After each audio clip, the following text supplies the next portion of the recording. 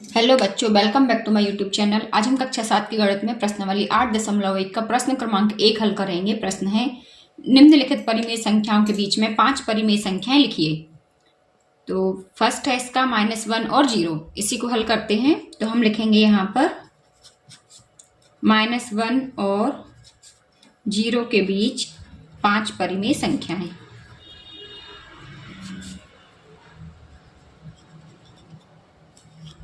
बच्चों, आप लोगों ने नंबर लाइन तो देखी होगी।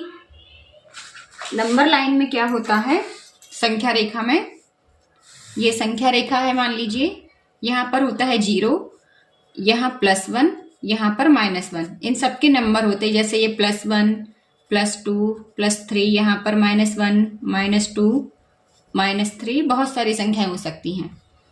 तो अब -1 और 0 के बीच, अब देखिए -1 और 0 के बीच तो कोई परिमेय संख्या नहीं है, पर हम ये भी जानते हैं कि दो संख्याओं के बीच में अनंत परिमेय संख्याएं हो सकती हैं। तो हम क्या करेंगे, /7 ले लेंगे इसके। जैसे ये हो जाएगा 1/7, ये तो हो सकता है 2/7, 3/7। अब नीचे हमने 7 ही क्यों लिया, जैसे ये -1 है, इसमें हम 7/7 से गुणा कर दें। तो हमने 7 ही क्यों लिया, 6 ले लेते, 5 ले लेते। देखिए, यदि हम 5 लेंगे तो मात्र 4 ही परिमेय संख्याएं निकलेंगी, और यदि हम 6 लेंगे तो मात्र 5 ही निकलेंगी। थोड़ा सा 7 लिया जिससे कि एक संख्या ज्यादा निकल आए। तो ये तो हो जाएगा हमारा ऋण 7/7। अब देखिए, यदि हम यहाँ पर 7 लेते हैं तो ये ऋण 7/7 अर्थात 1 हो जाएगा। तो इसके बीच में हमारी आ जाएंगी 5 परिमेय संख्याएं। ये ऐसे हो सकती हैं, ये 0 और यहाँ पर ऋण 1। तो 1/7, 2/7, 3/7, 4/7, सब में ऋण भी आएगा साथ में। इस तरह से ये पूरा 7/7 तक आ जाएगा। बच्चों, आप लोग यदि ये एक बार संख्या रेखा पर समझ गए ना, तो फिर आप कभी नहीं भूलेंगे। और संख्या रेखा आपको आगे भी काम में आने वाली है इसी अध्याय में, तो इसको आप संख्या रेखा समझिए। तो यहां तो आ जाएगा ऋण 7/7, और ये 0 है, 0 में भी हम 7/7 से गुणा करेंगे तो 0 ही आएगा।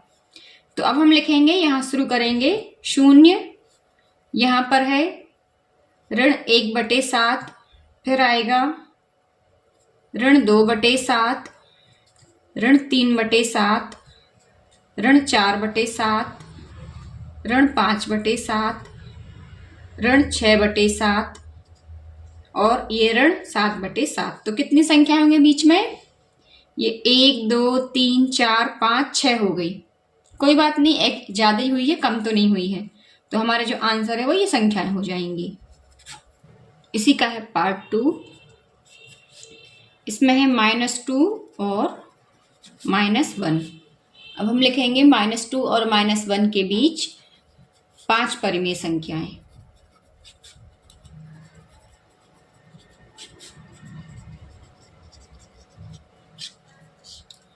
तो इसमें हम क्या करेंगे, -2 को हम गुणा कर देंगे 7/7 से। पुनः 7 ही क्यों ले लिया, क्योंकि हमें 5 ही परिमेय संख्याएं चाहिए हैं, तो हम पास का ही नंबर ले लेते हैं। 10/10 भी ले सकते हैं, 50/50 भी ले सकते हैं, कोई भी नंबर ले सकते हैं। तो 7 मुझे ज्यादा कंफर्टेबल लग रहा है, तो ये हो जाएगा ऋण 14/7। और -1 को हम गुणा करेंगे 7/7 से, तो ये हो जाएगा ऋण 7/7। अब देखिए, 14 में 7 जोड़ते हैं तो 7 में 14 जोड़ते, 7 में 7 जोड़ते हैं तो 14 आ जाते हैं। तो हम बीच की 5 परिमेय संख्या आराम से मिल जाएंगी। अब हम इस तरफ जहां ऋण 1 है, तो यहां लिखेंगे ऋण 7/7। इसके बाद आ जाएगी यहाँ ऋण 8/7, ऋण 7/8, ये ऋण 9/7, ऋण 10/7। यहाँ पर ये देखिए, जब ऋणात्मक संख्याएं होती है ना, तो इस तरफ ये नंबर बढ़ते जाते हैं, और जब धनात्मक होती है तो इस तरफ नंबर बढ़ते जाते हैं। संख्या रेखा आप लोगों ने देखी होगी, ये 0, यहाँ पर धन का 1, यहाँ पर ऋण का 1, फिर आता है ऋण का 2, है ना। तो इस तरफ ये बढ़ते हुए अंक हैं, इसीलिए 8, 9, 10, फिर आ जाएगी ऋण 11/7, ऋण 12/7, ऋण 13/7, और फिर लास्ट में ऋण 14/7। अब हम गिन लेते हैं, 1, 2, 3, 4, 5, 6 संख्याएं हो गई। कोई दिक्कत नहीं, एक ज्यादा है, कम तो नहीं है। तो इस तरह से ये हो जाएगा इसका आंसर। पार्ट 3 में हमें दी गई है संख्या ऋण 4/5 और ऋण 2/3। तो सबसे पहले हम 5 और 3 का एलसीएम ले लेंगे।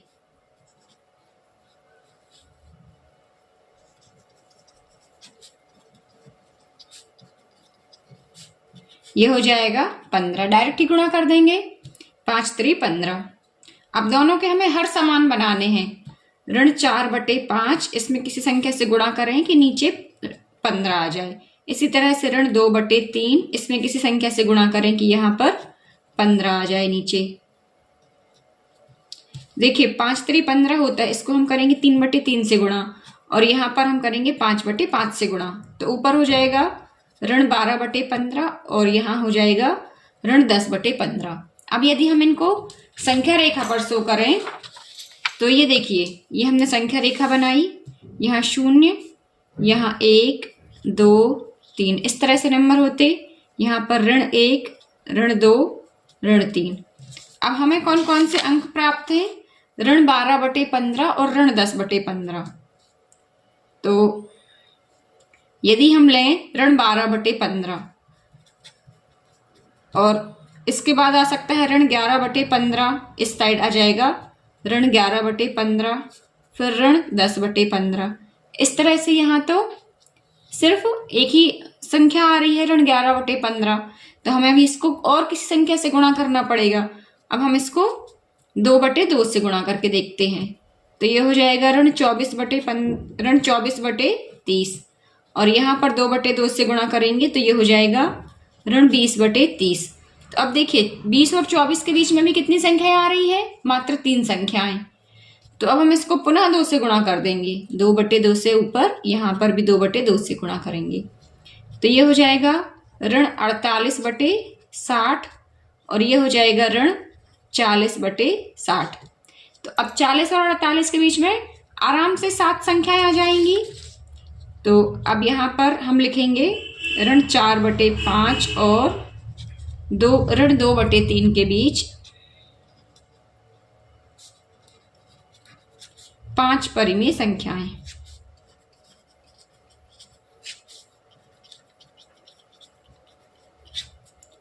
यहाँ पर हम ऋण 2/3 की जगह क्या हमें प्राप्त हुआ? देखिए ऋण 2/3 की जगह हमें ये हुआ है ऋण 40/60।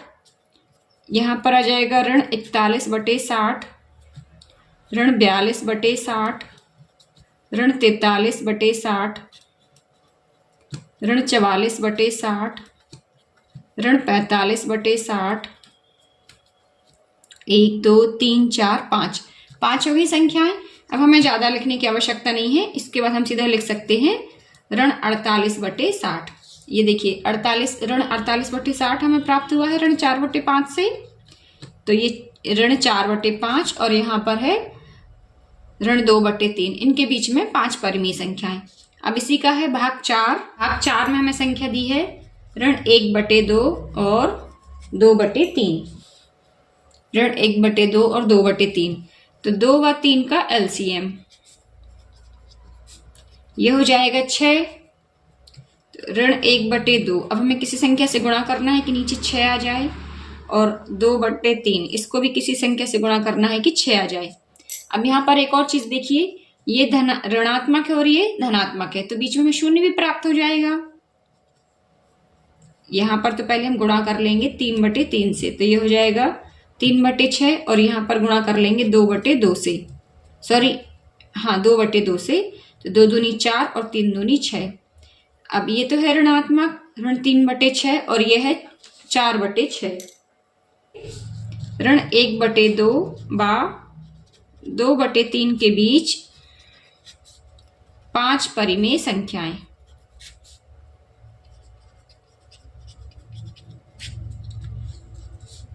ये हो जाएगी 2/3 अर्थात 4/6। फिर यहाँ पर आ जाएगा 3/6। अब ये देखिए धनात्मक अंक है तो इनको हम घटते हुए क्रम में लिखेंगे। फिर 2/6, 1/6, 0, 1 2 3 4 संख्याएं हुई हैं। शून्य के बाद आ जाएगा ऋण 1/6, फिर ऋण 2/6 और फिर ऋण 3/6। तो इस तरह से प्रश्न क्रमांक 1 के चारों भाग हल हुए। कहीं कोई प्रॉब्लम हो आप मुझे कमेंट्स में पूछ सकते हैं। फिर मिलते हैं नेक्स्ट क्वेश्चन के लिए नेक्स्ट वीडियो में। तब तक के लिए जय हिंद, वंदे मातरम।